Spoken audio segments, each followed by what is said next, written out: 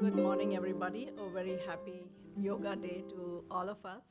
And it's so wonderful to celebrate together this very special day that brings emphasis to the purpose for which we are all here. The purpose is yoga, union, and union with what? And that is what these aphorisms, Patanjali's Yoga Sutras, explain and lead us to. The purpose of yoga is union with our higher self, God within us. And there are 196 sutras that he has given us. And today we will cover Ashtanga Yoga. So I have taken the sutras that relate to Ashtanga Yoga from this book, Demystifying Patanjali. This is a beautiful book by Swami Kriyananda. Of course, he has expanded upon Paramahansa Yoganandaji's deep insights and wisdom into the Yoga Sutras of Patanjali. So this is a beautiful book. It has also won an international award. I have also referred to these books, which again are very, very powerful books, The Art and Science of Raja Yoga and Awaken to Super Consciousness. Powerful books. So do get them if you don't already have them. With that, let's take a brief moment of silence. And the silence is one of gratitude, prayer, invoking the presence of the masters, Jesus Christ, Babaji, Krishna, Sri Lahiri Mahashaya, Swami Sri Yukteswarji, Paramahansa Yoganandaji, saints and sages of all religions, sage Patanjali, Swami Kriyanandaji. Let us feel their blessings upon us today as we enter into this brief study. And let us also express our gratitude to them for showing us the way towards freedom and bliss. Om Shanti, Shanti, Shanti. About Ashtanga Yoga. Ashtanga Yoga, as we know, literally translates to 8 limbs. And this is not speculative philosophy. Patanjali received these truths in a state of ecstasy. And we are blessed to be able to receive these definitive teachings of yoga. So we don't need to be in fear of being misled. These truths lead us to freedom, lead us to bliss. Our role in this study and as we make this journey is to commit ourselves to understanding, to applying, and to living these truths. So with that, I want to start with Ashtanga Yoga. So there are 8 limbs that Patanjali has given us, and these are the definitive paths that every truth seeker passes through along his journey to liberation, to freedom. And he has given these 8 steps, and they are not particularly linear. Swamiji explains how even the study and the application of the first needs the perfection of the last step. So they are interdependent, just like the limbs on our body, they need to coordinate, they need to work together. So likewise, all these steps, they need to work together, they are dependent on one another. So practice of any one also brings out the best of the other steps along the journey. So we will start with the first one, which is yamas, which is the first step on this path of Ashtanga Yoga. So this is Sutra 229. And I would invite us all, so I would like to invite Amruta to lead us in chanting the Sanskrit mantra. And we could all join Amruta and participate in tuning into these syllables, the power of word, the power of truth, the power of God's vibration in these words, in these revelations. So I would like to invite Amruta now, and then we can all chant together with her. Okay. So, dear friends, first I'll just chant this, so get familiar with it, and then we can do this together. So it goes like this. Yaman yamasana pranayama pratyahara dharana dhyana samadhayoho ashtavangani. Let's do this together. You may repeat after me. Yaman yamasana pranayama प्रत्याहार धारणा ध्यान समाधयोः अष्टावंगानि.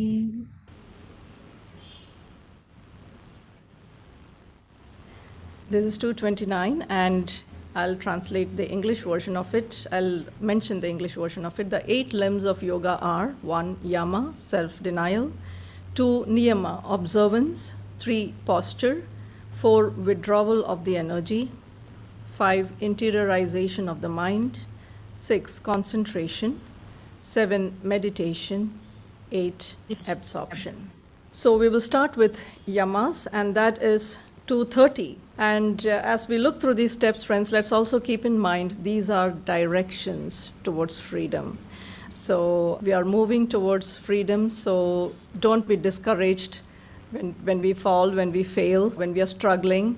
And we just need to remind ourselves that we are taking steps forward in that direction. So we will start with Sutra 230, which is the yamas. Ahimsa satya steya brahmacharya parigraha yamaha.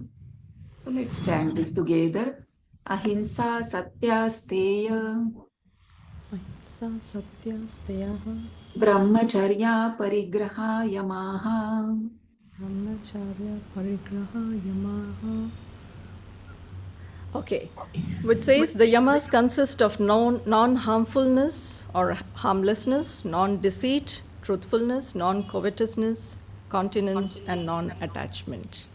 So very quickly, I will very quickly step through these different yamas. So what are the yamas? So the first 2 yamas and niyamas, they talk about right attitudes on the path. And the yamas especially are the don'ts. Because of the corruption of our consciousness, there is an unnatural flow, which has become our natural flow, but it is an unnatural flow that we find ourselves inevitably in a momentum, and this is not good for us. And these are the things we should not be doing. Don't do this. But we find ourselves helpless when we are caught in the whirlpool of those emotions. And these yamas help us to become aware of this flow. And when we become aware of this flow, to make a choice to step back and tell ourselves, no, non-violence, don't practice violence, non-truthfulness, don't lie. So these yamas are the don'ts that we want to tell ourselves, don't do it. And we'll take up the first one, which is non-violence. And now each of these have a principle behind them, and we want to be attentive to this principle. So non-violence tells us that we are all one. And when we try to harm somebody else, we think that, we are helping the person see the light of truth, which they are not seeing in their present state of consciousness. And so we feel a sense of self-righteousness and maybe, showing people, how to behave.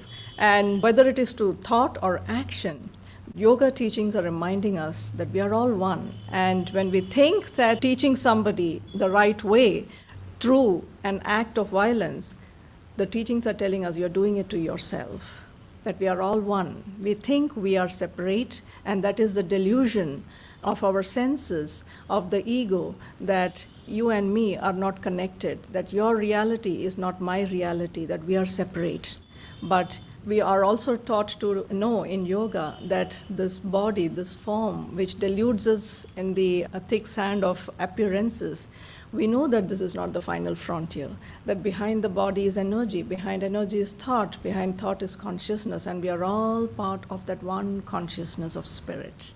And when we wish harm to somebody, when we commit an act of violence, we are setting forth in motion an energy that will come back to us at one point or the other. Or in other words, to say that we are creating pain for ourselves, even as we create pain. So there is no other, there's only one.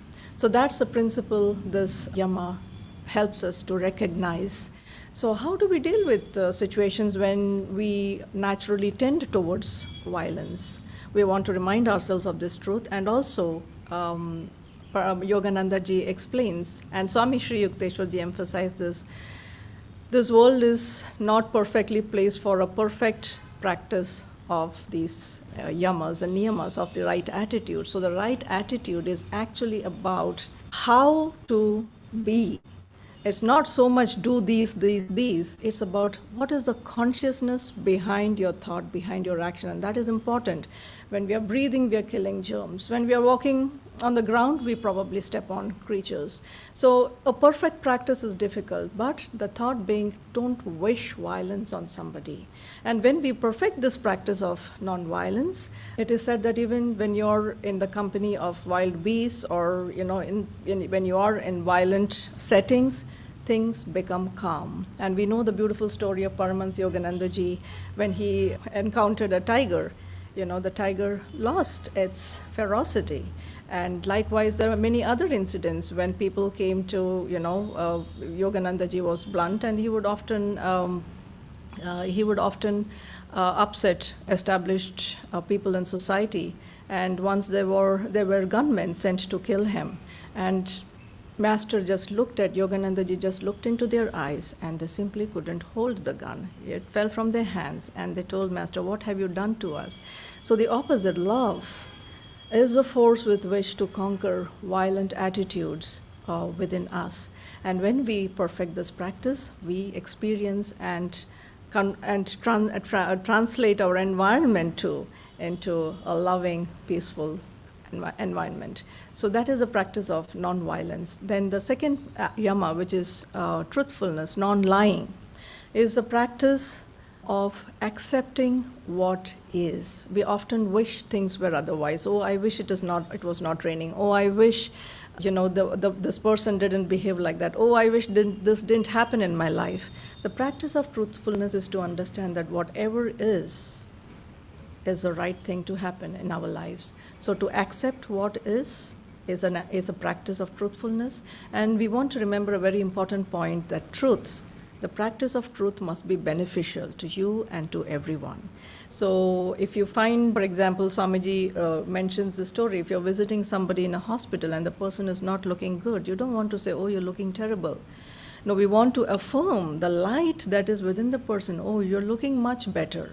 So to present an arrangement of facts, not in a blunt way, but in a positive, beneficial way, is very important. So this is an important distinction to make, that truth is not just facts, and facts are not necessarily truth. Okay? So sometimes you may find yourself also wanting to present a situation where you're not able to say things exactly as is, and you may have to say a little white lie. And so to be able to present that in a way that does not refute the facts, and at the same time helps you to take a step forward in the way you want it to be, is also a practice of non-lying that we want to apply ourselves to. And something that I have really felt in the practice of these yamas and niyamas, friends, discrimination becomes a very important aspect of our practice. The spiritual path is not black or white. There are many shades of gray. So what's the right thing to say? What's the right expression of truth in a particular situation? These come through practice. So do take up these practices and apply it in every situation of your life. Every moment we can practice these, the yamas and niyamas. So the practice, and in the practice of truth, it is said, when we perfect this practice, every word becomes binding on the universe. And that is why a saint can say, be well, and the person who needs healing is made well. And that's also another application of truth, that when we say something, do it. So if you're saying you'll be there in 5 minutes, be there in 5 minutes, or be careful of what you're saying. So non-lying is the practice of accepting what is, and of seeing the light behind every appearance. And that is the heart of the practice of truthfulness, that see the light behind everything, in everything. And third one, which is brahmacharya, non-continence. Now the literal translation of brahmacharya is flowing with Brahma. Now why is it that we are not able to flow with Brahma? Because our senses are always taking our energy down and out. And our energy is locked in the senses. And this leads to a dissipation of energy. And the proper application of these right attitudes actually needs us to conserve the prana, the energy that is within us, so that we can lift it up the spine, bring it to the brain, and especially at this point in meditation. Otherwise, when we are blocked in the senses, it's like a bucket which has got holes in it. And no matter how much you try to hold that milk of peace or bliss inside that bucket, it's not going to stay, because it's going to leak through those holes. And through these right attitudes, what we're trying to do is we're trying to plug those holes, especially through the practice of ayamas. We are trying to plug all these holes in the bucket. So the senses were actually given to us so that we could see God everywhere. And Yogananda ji writes that in a beautiful poem. He said, "My eyes were made to see thee everywhere. My ears were given so that I could hear your voice everywhere. The sense of touch is to feel God's touch within us. The sense of smell, taste, was to feel God through each of these senses. But because we forgot how to go back into the spine, and we were going down and out, we got so far away from home that we forgot the purpose of our life. We forgot the purpose of this form, which was to be a channel for God. We forgot the purpose of our senses, which was to see God in creation and to enjoy God in creation. And so therefore the practice of brahmacharya is to flow with Brahma, to be in Brahma, and to be able to use and bring moderation to the use of our senses. And when we practice brahmacharya, it is said that we gain tremendous mental vigor. And going on to the next one, which is non-stealing, the principle. Now, why do we steal? Now, of course, we don't go about stealing things, but we have evolved to that point where our stealing is of an entirely different level. Maybe we are stealing somebody's enthusiasm, maybe we are stealing somebody's credit, and so on. But why do we steal? Because we feel we don't have it and we want it. There is a sense of lack within us.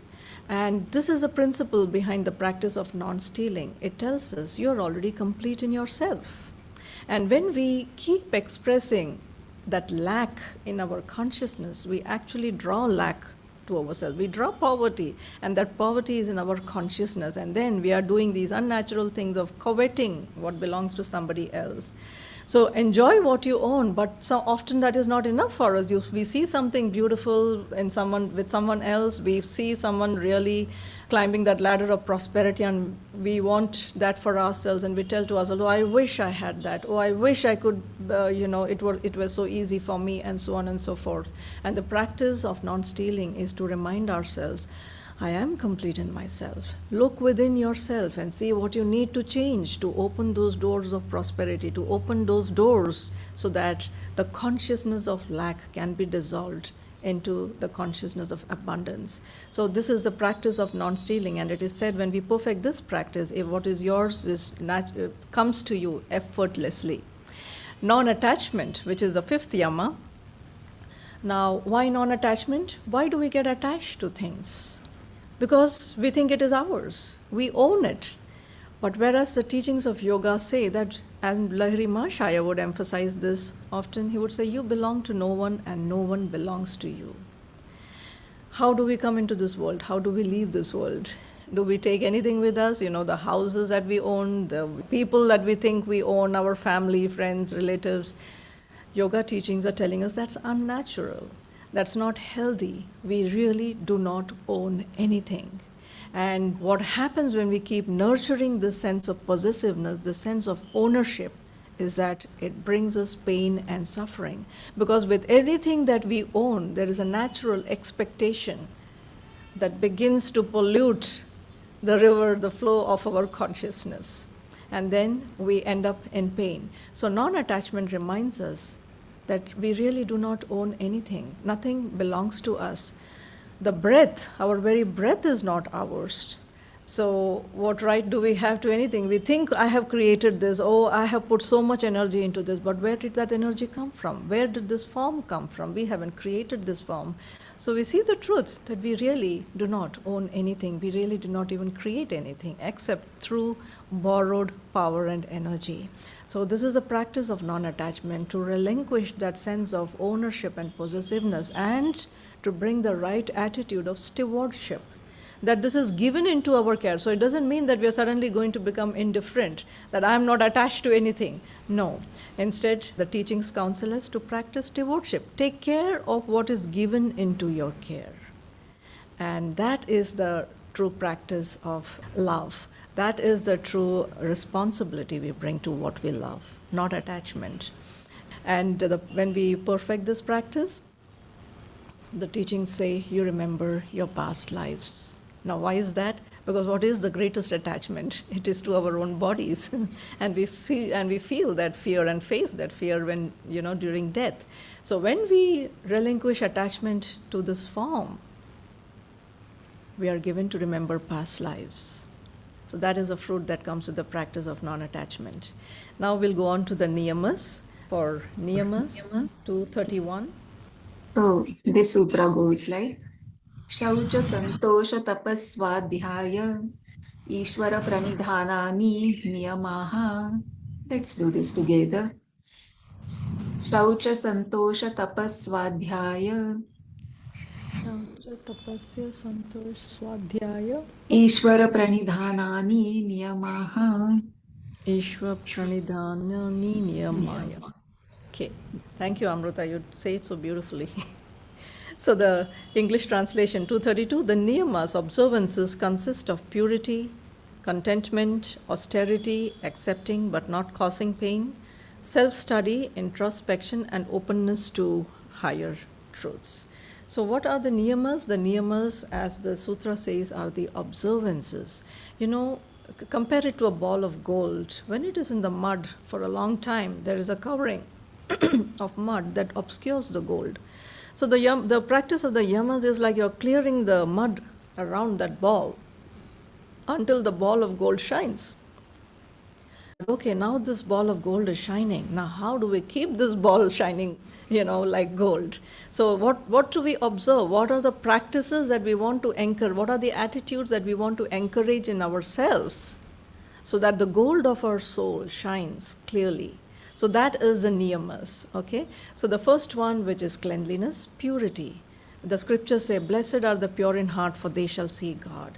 So cleanliness, of course, on a physical level, we know the importance of physical cleanliness. Let's quickly go over the importance of cleanliness of, feelings, thoughts, not holding ill will, cleansing our heart of attachments. These are the impurities. Anything that is foreign to ourselves is not helpful. It clouds the light of our being.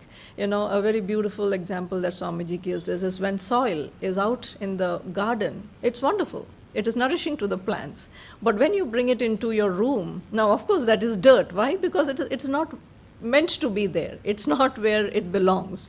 So likewise, all these unnatural attitudes and feelings, thoughts that we nourish in ourselves, that we nurture in ourselves through repeated patterns of actions, are unhealthy. It's not where they belong. Our consciousness is a temple of spirit. And those wrong thoughts, feelings, our consciousness is not the right place for such feelings. Those are unclean. And anything that clouds or obscures the light of God within us is unclean.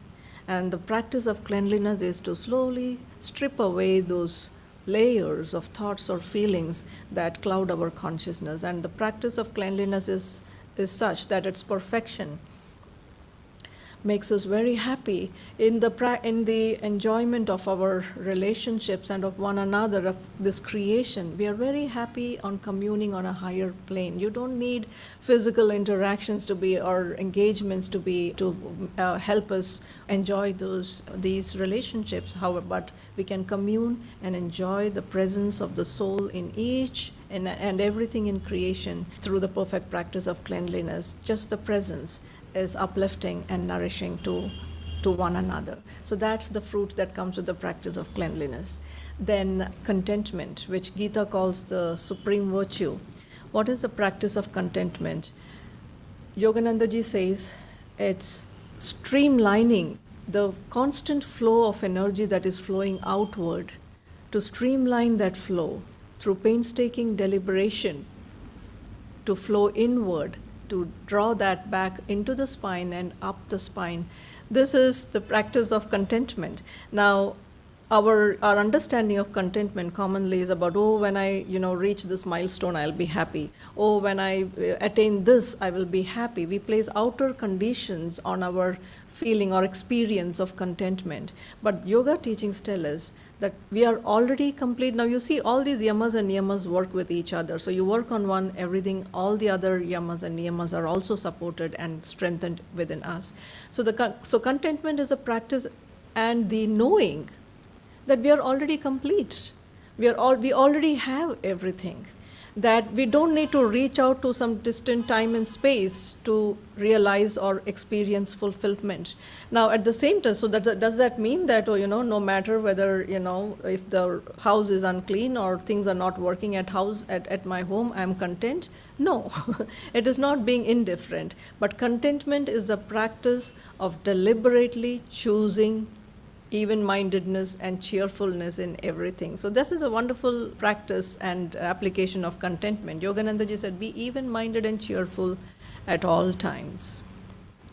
So to be able to practice contentment, regardless of what the outer arrangements of circumstances are, that brings an inner expansion of joy and fulfillment.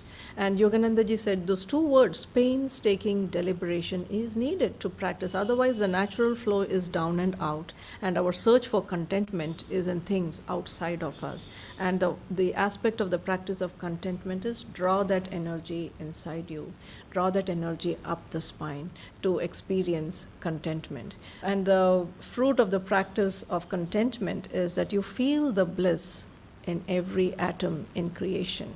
You see, what you sow is what you reap. So these fruits do not come at the end of a long journey. It is what you put into your journey. And so that is why the fruit of what you experience is that which you have put into the journey.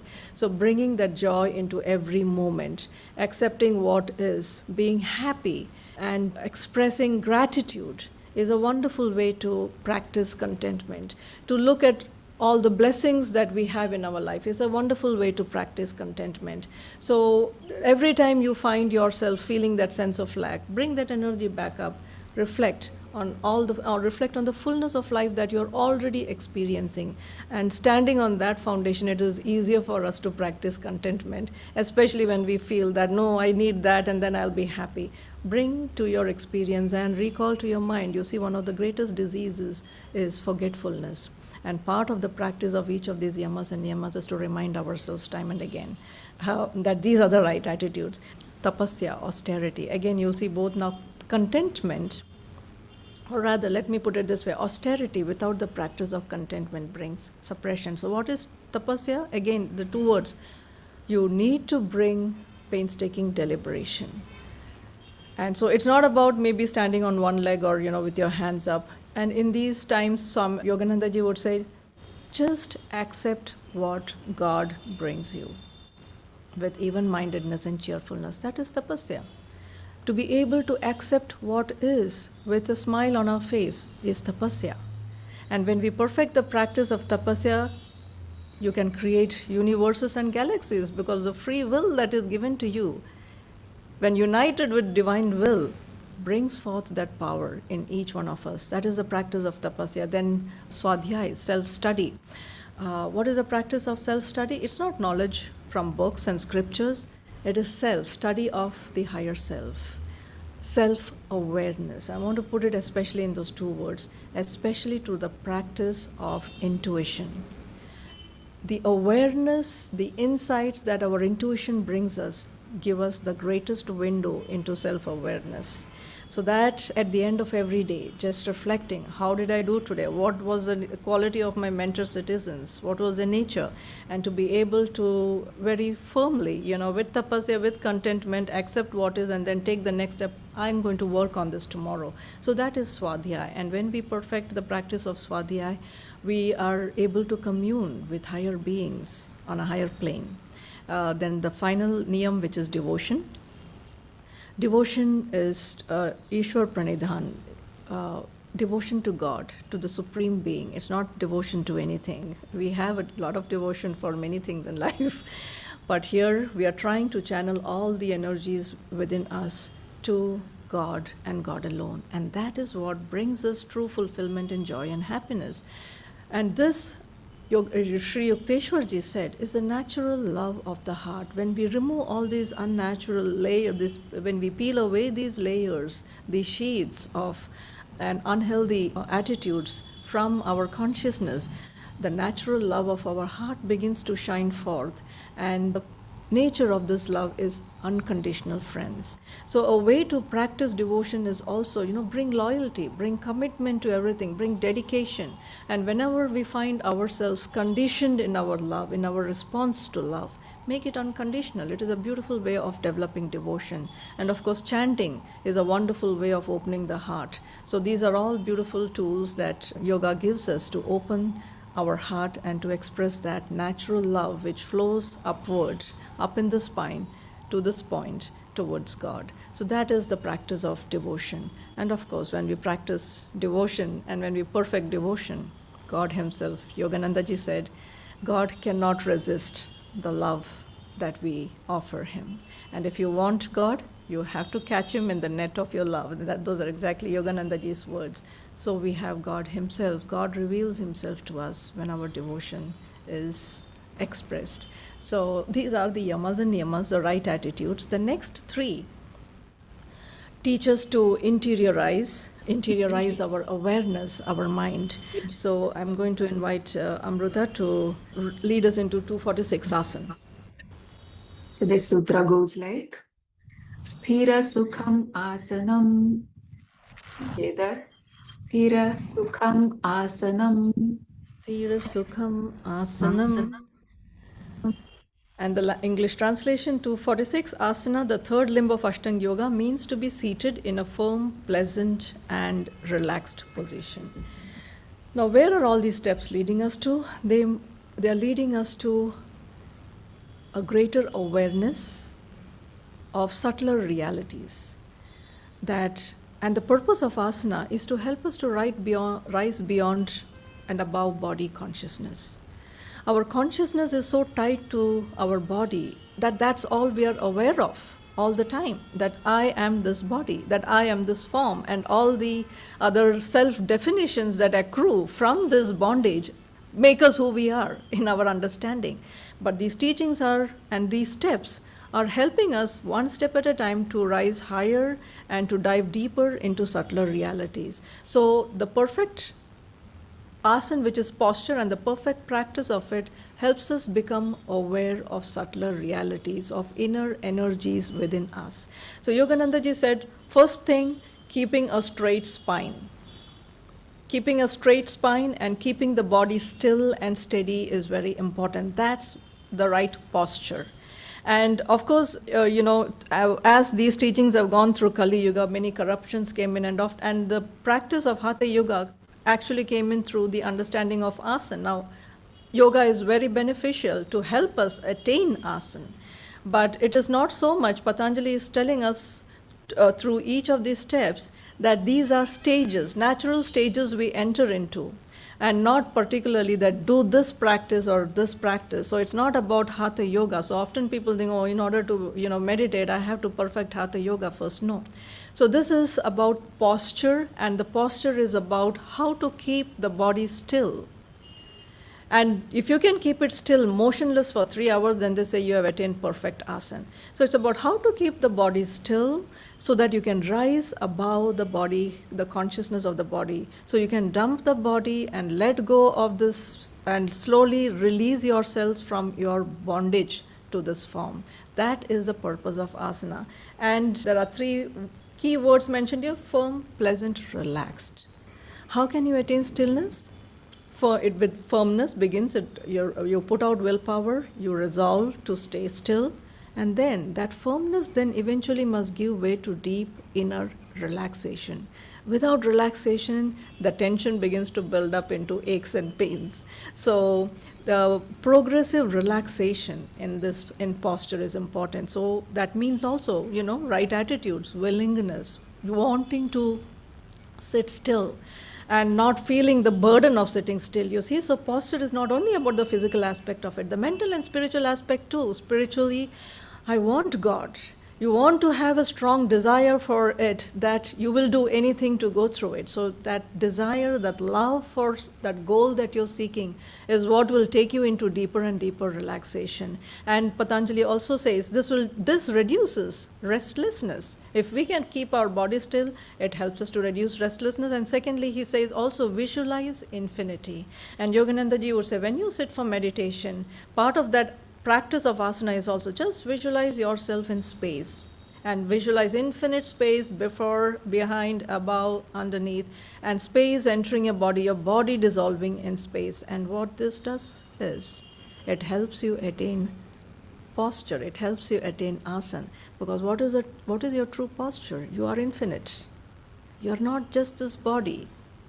You are infinite space. So you see, so visualizing infinite space is also very helpful in attaining asana. So this is the practice of asana. So when we find ourselves fidgeting, when we find ourselves too restless, asana, posture. Straighten up your spine so that the energy can flow up the spine. Lift your gaze up to this point so you can bring your attention here and practice that. And the rest and other things will follow. Other realizations, progress towards higher realities will naturally follow. We'll go on to the next one, which is pranayama, which is Sutra 246. Yes, this sutra goes like Tasmin sati shvasa prashvasa yoho prativichvedaha pranayamaha. Let's say this together. Tasmin sati shvasa prashvasa yoho gati vichhedaha pranayamaha. 249, it says the next stage in meditation is to calm the flow of the inner life force, which is pranayama here. So prana, which is life force, and yama, control of the flow of life force. Where does life force flow into a body from? Yogananda ji said at this hollow point at the base of the brain is the medulla oblongata, and through this point prana is constantly flowing into our body. But what controls this flow of life force? Now, negative attitudes, unwillingness, these cut off the flow of life force and does not help us achieve pranayama. But positive attitudes, the right posture, lifting this gaze up here to the spiritual eye, all these aspects, elements of the practice help to bring in prana into the body. And when we still our body, naturally, the prana that is coming into our body otherwise is often lost in all these energy blockages in our body. Asana helps us to step forward towards a greater control over the flow of life force. And what is this control over the flow of life force? We need to be able to withdraw this prana that is coming into our body. We need to hold it in the spine and up the spine and bring it to this point. That is the practice of pranayama. Now, pranayama is often connected with breath practices, and people have come to associate pranayama with breath practices. Now, they are related, but it's not essentially breath practices, but the practices, these breathing practices help us to attain pranayama, because it is the inner life force which is coming into us which actually controls the breath. And then, so therefore, because there is this relationship between the breath and the life force, we can also use the breath to be able to attain control over life force.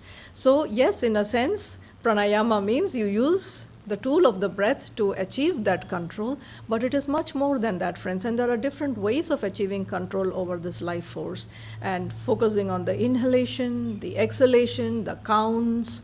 Also, visualizing space entering your body is also a way Patanjali mentions as a way of achieving pranayama, of achieving control over the flow of life force. It's interesting, visualizing infinity lifts our mind, lifts our feelings towards our true state of being, and in so doing, it actually brings us to the state of pranayama. So breath practices, even count breathing. So whenever you find yourself restless, do a few breathing practices. Yogananda ji gave us a wonderful practice of Hong Sa, and he said simply watching the breath in the higher part of our nostrils and chanting Hong, which is a Bij mantra. What is Hong? I. Sa is I am that. So Hong, I, what does it do? It brings the focus of the I at the spiritual eye to the positive point of the ego, consciousness of the ego. The seat of the ego is a medulla oblongata, but when we watch the breath here at the nostrils and chant Hong Saw here at this point, we are bringing the focus of the consciousness of the ego to its positive point, which is spirit. So now we will go to Pratyahara, which is 254. The fifth state on the path of contemplation is Pratyahara, interiorization of the mind, where the senses are withdrawn and the chitta, essential feeling, is calm.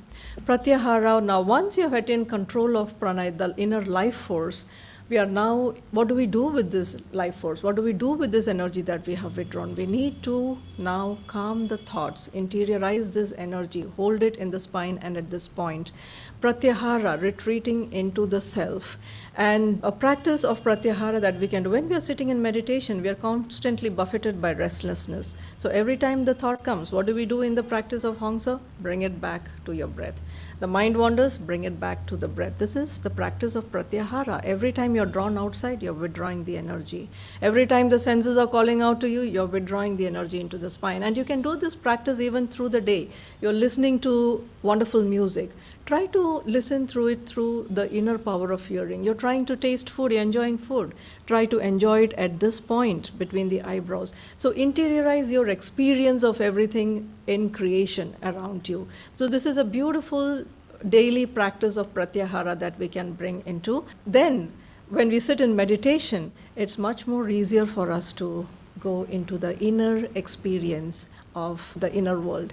But it will not suddenly come when we sit in meditation. So use your daily practices, use your whatever we are doing in our daily life, use them also to practice Pratyahara. If your natural inclinations are leaning you towards something else and the reality before you is something else, to calmly accept what is Pratyahara. Endurance, titiksha, practicing even-mindedness is Pratyahara. Okay, so that is, we'll go on to the next sutra, which is Dharana, 3.1. Dharana is concentration, fixing one's full attention on one place, object, or idea at a time.